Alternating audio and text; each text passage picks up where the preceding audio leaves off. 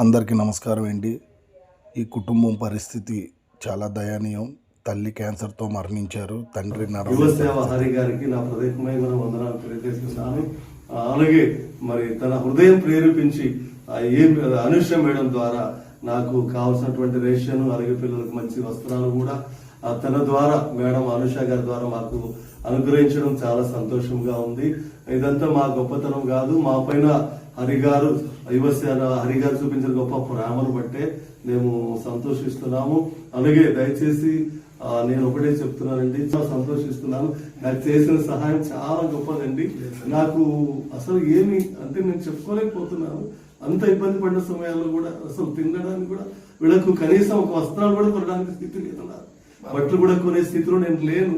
కానీ ఈ రోజు చక్కటి బ్యాగులు, తర్వాత వస్త్రాలు పిల్లల కొరకు తీసుకొచ్చాడు. ఇప్పుడు బట్టలు కొని దాదాపుగా 2-3 సంవత్సరాలు వస్త్రాలు కూడా కొనట్లేదు. ఈ రోజు దేవుడు తన హృదయం ప్రేరేపించి, హరి గారి హృదయం ప్రేరేపించి, ఐక మేడం అనుష గారి హృదయం ప్రేరేపించి మాకు పంపించినటువంటి ఆ సహాయం బట్టి చిన్నోడైనా ఇక్కడ ఉంది చూడండి, ఆ మనసు గొప్పది, ఈ మనసులో గొప్పది అన్న. దయచేసి మరొకసారి ఈ యొక్క వీడియో చూస్తున్న కూడా సమయానికి ఒక మాట, సహాయానికి చిన్న చేయూత.